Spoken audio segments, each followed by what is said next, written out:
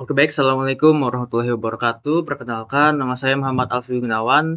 Jadi di sini saya akan mengerjakan tugas individu, yaitu membuat desain database dalam bentuk physical data model berdasarkan satu user journey yang kami buat pada saat tugas kelompok sebelumnya.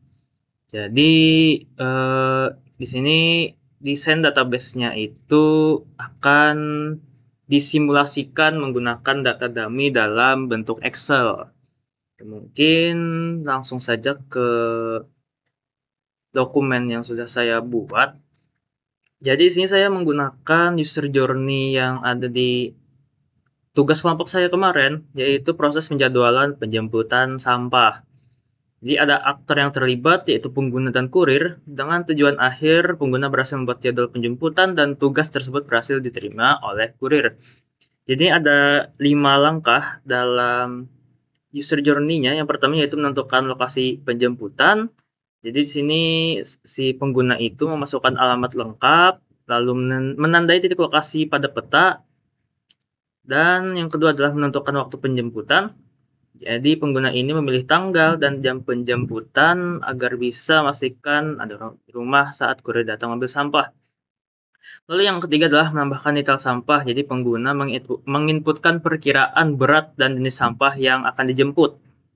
Lalu yang keempat adalah mengkonfirmasi dan penerbitan pesanan. Jadi pengguna ini melihat ringkasan detail penjemputan sebelum menyetujuinya agar pengguna itu dapat memastikan semua data seperti lokasi, waktu, estimasi sampah. Lalu yang kelima adalah pengambilan tugas oleh kurir. Jadi kurir dapat melihat daftar permintaan, penjemputan, dan mengambil tugasnya. Oke, ini adalah user story-nya. Ini adalah desain database yang sudah saya buat. Jadi di sini ada dua aktor yang sudah dibuat, yaitu ada yang kurir. Jadi kurir ini dia memiliki ID kurir, nama kurir, dan plat nomornya. Lalu ada pengguna, ada nama, ada email, dan nomor HP-nya. Lalu di sini ada tabel jadwal penjemputan. Ini untuk yang proses penjemputan tadi, kayak seperti menginput tanggal jemput, waktu jemput, alamat jemput, jenis sampah, estimasi berat, dan status pesanan.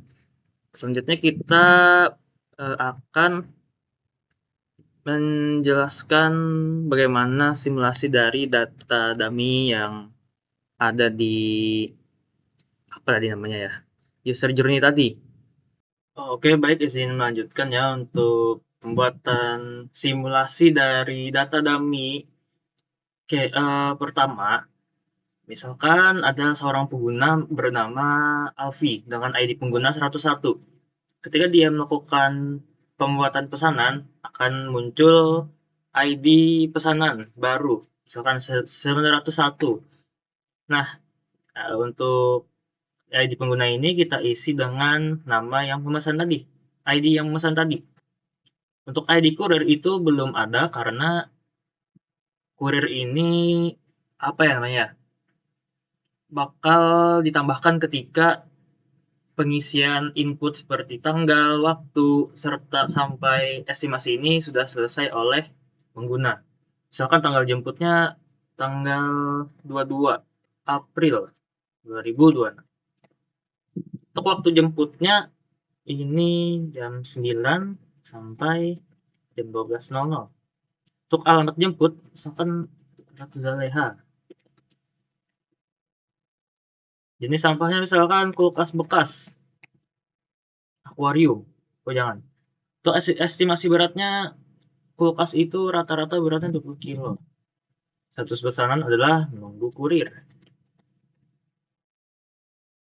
Nah, kalau misalkan sudah seperti ini, sudah ada input dari pengguna, maka tinggal menambahkan si kurir ini. Si kurir ini bakal menerima pesanan dari pengguna.